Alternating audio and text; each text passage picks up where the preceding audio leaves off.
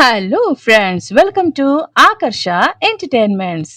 ఈనాటి మన ఎపిసోడ్లో మనం వినబోతున్నాం సాయి పవన్ హేమంత్ వలివర్త్ గారు ఎంతో చక్కగా రచించిన super duper love romantic story ప్రేమ పేరుతో మోసం. మరి ఈనాటి ఎపిసోడ్ కి మన రచయిత గారు ఏం పేరు పెట్టారో ముందుగా తెలుసుకుందాం. లాస్ట్ ఎపిసోడ్ పేరు అబద్ధాల కేఫ్ నమ్మకం పరీక్ష. అది 4th ఎపిసోడ్. మరి ఇప్పుడు 5th ఎపిసోడ్ కాబట్టి దీని పేరేంటి అంటే దూరం అవుతున్న హృదయాలు దగ్గర అవుతున్న వల.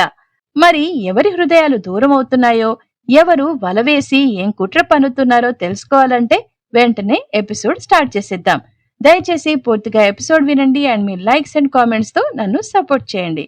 అంతేకాకుండా మీలో ఎవరికైనా కంటెంట్స్ గానీ లేదా ఇలా స్టోరీస్ కానీ ఆడియో బుక్స్ గా అంటే మీరు కూడా యూట్యూబ్ స్టార్ట్ చేసి మీకు కూడా వాయిస్ ఓవర్ సర్వీసెస్ కావాలంటే దయచేసి కామెంట్ బాక్స్ లో మీ నంబర్ ఇస్తే ఆ నంబర్ కి నేను ఫోన్ చేసి మీతో మాట్లాడి మీకు ఎటువంటి వాయిస్ సర్వీసెస్ కావాలన్నా నేను చేసి పెడతాను. అది కమర్షియల్ యాడ్స్ అయినా పర్వాలేదు, స్టోరీస్, కార్టూన్స్ ఏదైనా సరే మీరు మెసేజ్ చేస్తే తప్పకుండా నేను మీకోసం వాయిస్ సర్వీస్ ఇస్తాను. ఓకేనా? And now let's start. దూరం అవుతున్న హృదయాలు దగ్గర అవుతున్న వల. ఉదయం కాలేజ్ గేట్ ముందు మామూలుగానే సందడుంది. బైక్లు, బస్సులు, నవ్వులు, ఫ్రెండ్స్ గుంపులు. కాని ఆ హడావిడిలో అను మనసు మాత్రం వెల్తిగా ఉంది. నిన్నటి ఘటన తరువాత ఆమె రాత్రంతా నిద్రపోలేదు. హేమంత్ నిజం చెప్పాడా లేదా సన్నీ చెప్పిందా? ఏది నిజమో తెలియని స్థితి మనిషిని ఎక్కువగా ఆలోచనలో పడేస్తుంది. అను క్లాస్ రూంలోకి వెళ్లి చివరి బెంచ్లో కూర్చుంది.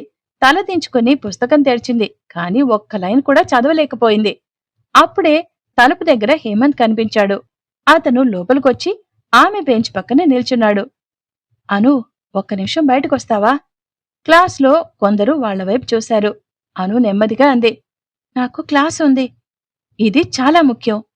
నాకు చదువు ముఖ్యం. ఆ మాట హేమంత్ హృదయాన్ని గుచ్చింది. నువ్వు నన్నింత సులభంగా దూరం పెడతావనుకోలేదు. నమ్మకం పోతే అంతే.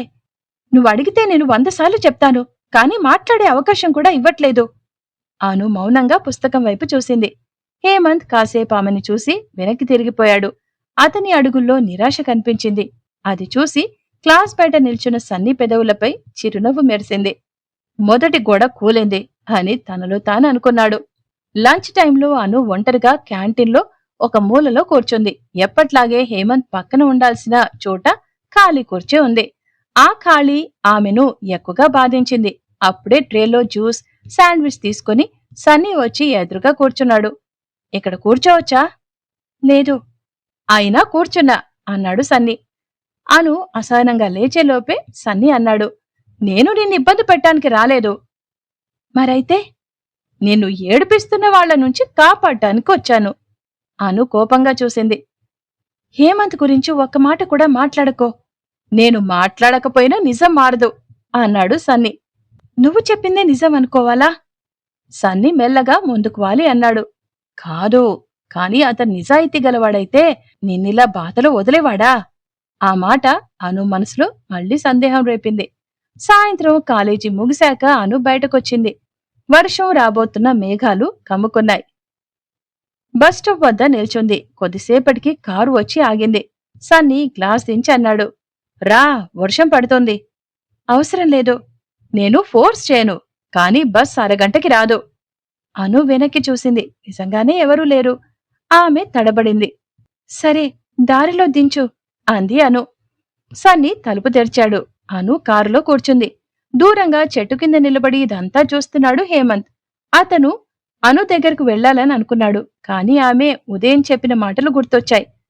నమ్మకం పోతే అంతే. అతను అడుగు ముందుకు వేలేక ఆగిపోయాడు. కారు కదిలింది. హేమంత్ కళ్లల్లో బాధ కమ్ముకుంది. కారులో మెల్లని సంగీతం వినిపిస్తోంది. సన్నీ చాలా వినయంగా డ్రైవ్ చేస్తున్నాడు. నీకు కాఫీ ఇష్టమా అన్నాడు. ఎందుకు? జస్ట్ ఫ్రెండ్లా అడిగానంతే అన్నాడు సన్నీ. మనిద్దరం ఫ్రెండ్స్ కాదు జవాబిచ్చింది అను. ఇంకా కాదు. అను స్పందించలేదు. కొద్దిసేపటికి సన్నీ మెల్లిగా అన్నాడు, నిన్నెవరో బాధ పెడితే నాకు కోపం వస్తుంది అన్నాడు సన్నీ. నువ్వే చాలా ఇబ్బంది పెడుతున్నావు అంది అను. అది నన్ను తప్పుగా అర్థం చేసుకున్నందుకే జవాబిచ్చాడు సన్నీ. అను కిటికీ బయటకు చూసింది. ఆమె మనసు బలహీనంగా మారుతోంది. ఎందుకంటే బాధలో ఉన్న మనసుకి ఓదార్పు మాటలు త్వరగా నమ్మకం కలిగిస్తాయి. ఇంటి దగ్గర దించేటప్పుడు సన్నీ అన్నాడు, నువ్వు ఒంటరిగా ఫీల్ అయితే ఎప్పుడైనా కాల్ చెయ్యి. అను ఏమీ చెప్పకుండా దిగిపోయింది. కారు వెళ్ళిపోయింది. ఆమె లోపలికి వెళ్ళినా తనలో ఏదో అసౌకర్యం మిగిలింది. రాత్రి హేమంత్ హాస్టల్ రూఫ్ పై నిల్చున్నాడు.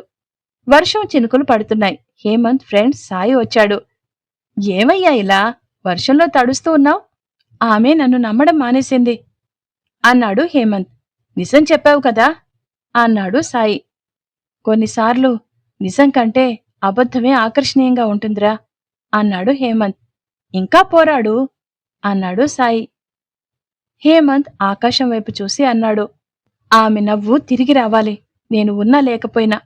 ఇంకోవైపు సన్నీ తన గదిలో కూర్చుని అను సోషల్ మీడియాలో ఫోటో చూస్తున్నాడు. ఇప్పుడే కాదు, ఇంకొంచెం సమయం తరువాత ఆమెకు నేనే ప్రపంచం. అతని కళ్ళల్లో ప్రమాదకరమైన ఆశ మెరిసింది.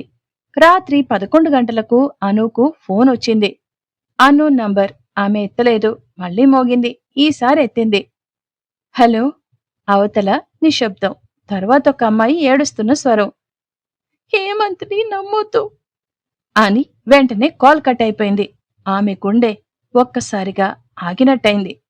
That's all for today. మరి నిజంగానే హేమంత్ చెడ్డవాడా? ఎవరైనా అనూని తన నుంచి దూరం చేయడానికి ఇలా కుట్ర చేస్తున్నారా? ఇదంతా తెలుసుకోవాలంటే ఖచ్చితంగా ఫర్దర్ ఎపిసోడ్స్ మీరు వినాల్సిందే. సో ఈ ఎపిసోడ్ గనక మీకు నచ్చినట్లయితే లైక్ చేయండి, షేర్ చేయండి అండ్ మీ వాల్యుబుల్ కామెంట్స్ ని యూట్యూబ్ కామెంట్ బాక్స్ ద్వారా తప్పకుండా నాకు తెలియజేయండి. And please do subscribe Akarsha entertainments. మరో మంచి ఎపిసోడ్ తో మళ్ళీ మీ ముందుంటుంది మీ Saritha. Until then take care and have a nice day.